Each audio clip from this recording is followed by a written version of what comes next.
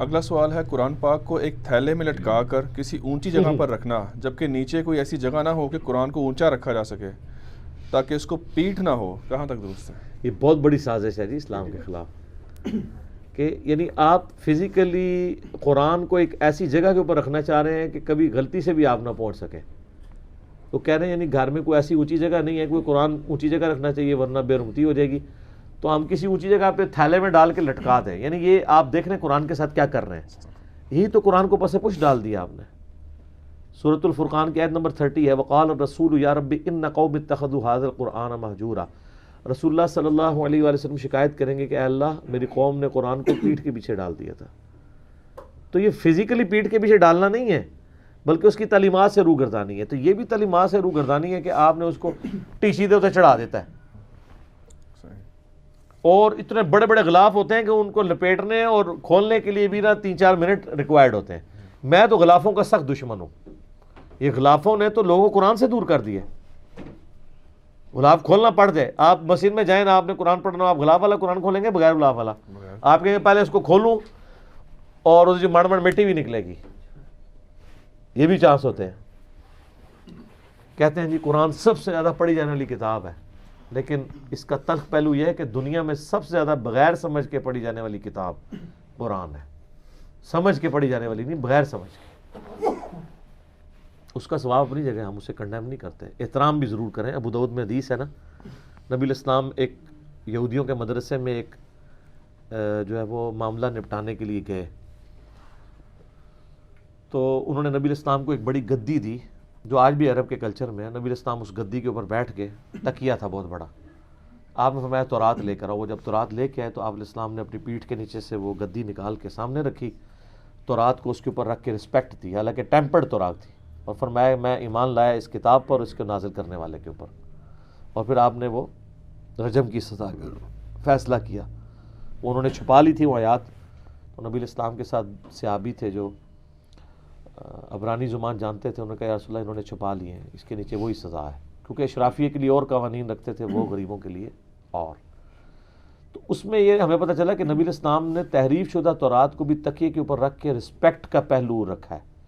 لہذا قرآن بھی تکیے کے اوپر، کسی ٹیبل کے اوپر پڑھتے ہوئے رکھنا چاہیے تاکہ رسپیکٹ کا پہلو رہے. البتہ یہاں جو ہمارے معاشرے میں مت ہے نا کہ ہماری بڑی بوڑھیاں تکیے پہ بیٹھنے نہیں دیتی ہیں، چاہے اس تکیے پہ کبھی انہوں نے قرآن پڑھا بھی نہ ہو. وہ کہتے ہیں تکیے پہ بیٹھنا گناہ ہوتا ہے. اس کے پیچھے مت یہ ہے کہ چونکہ تکیے پہ رکھ کے بوڑھی عورتیں قرآن پڑھتی تھیں اونچی رکھنے کے لیے، تو اب وہ دنیا کا ہر تکیہ جو ہے نا وہ قرآن کے ساتھ اٹیچ ہو چکا ہے. تو ان کو میں پھر یہ پھکی دیتا ہوں کہ یہاں تو نبی الاسلام تکیے پہ بیٹھے تھے اور آپ نے اپنی پیٹھ کے نیچے نکال کے تورات کو رکھا، رسپیکٹ بھی تھی. تو آپ کی ڈاکٹرین میں تو غلط ہے. جو پیٹھ کے نیچے آیا ہوا تکیہ اس کے اوپر قرآن رکھنا، آپ تو غلط ہی کہتے ہیں. یہ وہ احترام نہیں ہے جن کے اوپر آپ نے زیادہ اپنے آپ کے اوپر حیضہ کرنا ہے.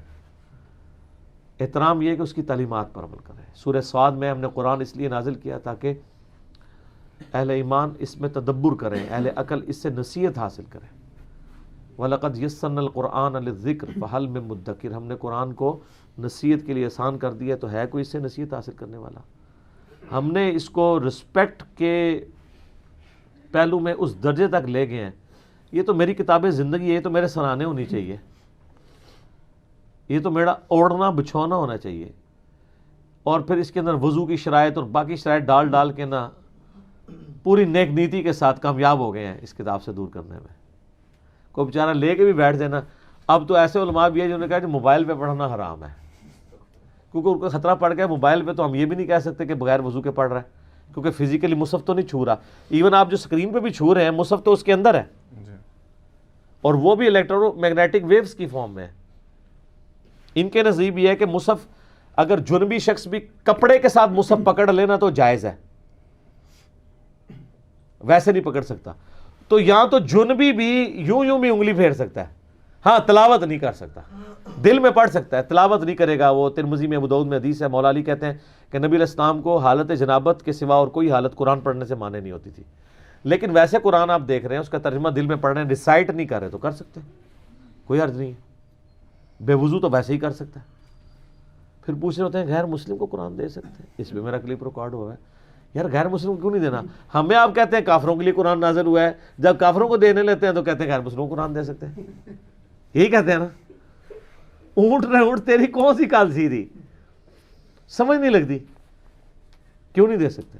کہتے ہیں نہیں احتیاطاً ترجمہ دے دیا کریں، عربی دیں گے تو بے ادبی ہو جائے گی. اس کا مطلب ترجمے کی بے ادبی کر سکتے ہیں؟ آؤ نا، کب ہو؟ نہیں کر سکتے. وہ کہتے ہیں ذرا کم لیول کی بے ادبی ہو جائے گی. تو یہ عربیوں کو ہم کون سا ترجمہ دیں گے قرآن کا؟ عربیوں کو جو قرآن کا ترجمہ دے گا تو وہ تو ایمان سے خارج ہوگا. قرآن کو اگر کوئی عربی میں ترجمہ کرتا ہے تو اس کا کیا مطلب ہے؟ وہ قرآن کی تعریف کر رہا ہے، وہ کیونکہ وہ خود ہی عربی میں نازل ہوا ہے. تفسیر تو آپ عربی میں لکھ سکتے ہیں، ترجمہ تو نہیں کر سکتے اس کا. اللہ کے الفاظ بدلیں. تو سر اس وقت 1.5 کروڑ کاپٹک کرسچن ہیں جو بائی برتھ کرسچن ہیں اور ان کی زبان عربی ہے، مدر ٹنگ. ان 1.5 کروڑ کرسچنز کو اگر قرآن کسی نے دینا ہے تو وہ کس زبان میں دے گا جن کی زبان ہی عربی ہے؟ ان کو انگریزی نہیں آتی، ان کو اردو نہیں آتی، کیا کریں گے؟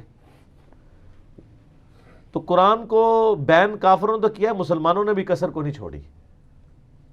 یہ سب کانٹیننٹ میں باقاعدہ سازش ہوئی ہے. اسی وجہ سے تو 1,500 سال تک، یعنی یہ 1,000 سال تک یہ سارا معاملات کہانیاں چلتی رہی ہیں.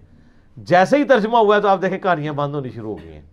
بخاری کا ترجمہ 1920 میں ہوا ہے.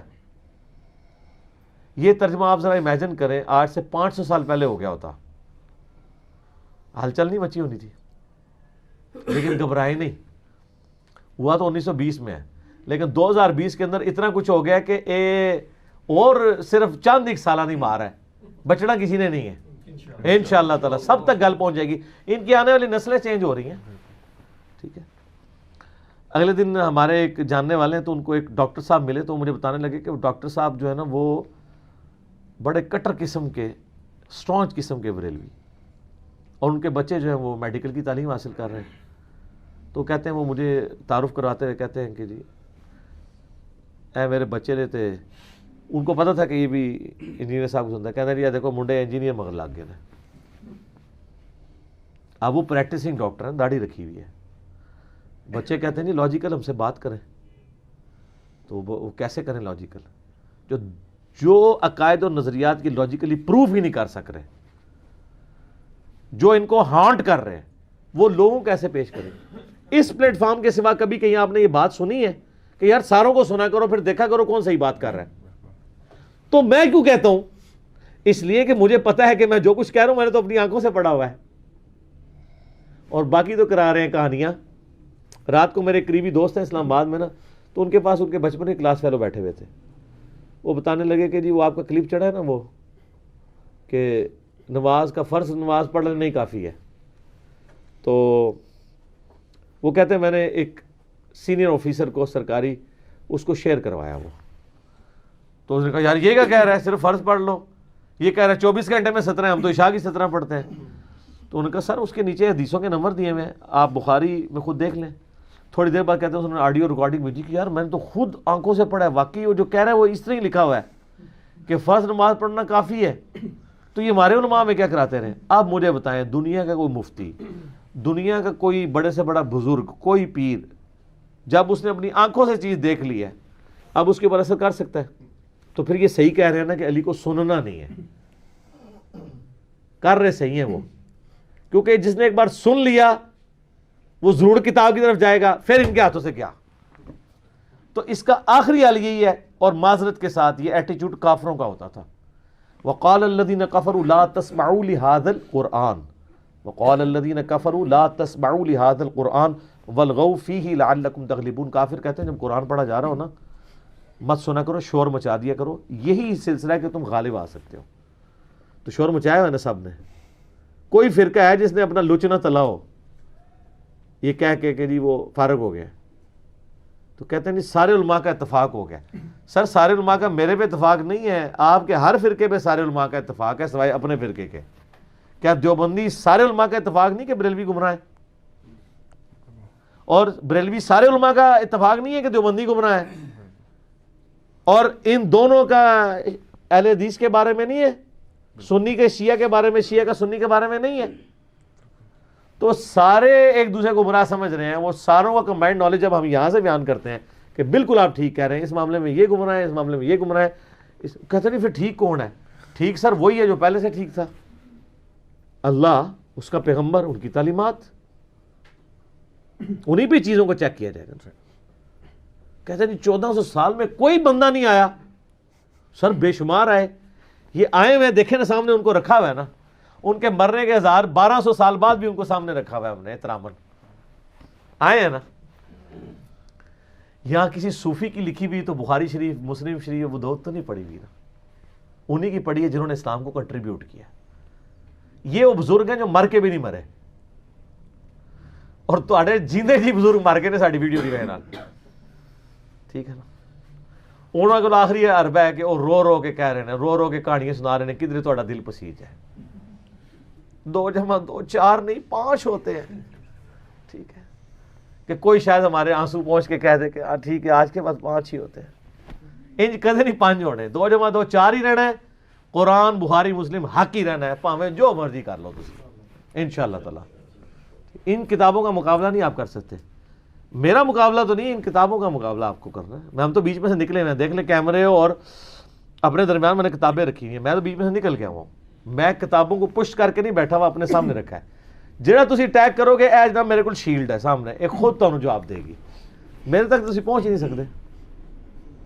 میرے تک ایک صورت پہنچ سکتے ہیں کہ آپ ان کتابوں کو مان کے آگے ہمارے ساتھ بیٹھ جائیں. بالکل ٹھیک ہے, صحیح کہہ رہے ہو انجینئر صاحب, این جی لکھے, اور کوئی طریقہ نہیں. ٹھیک ہو گیا.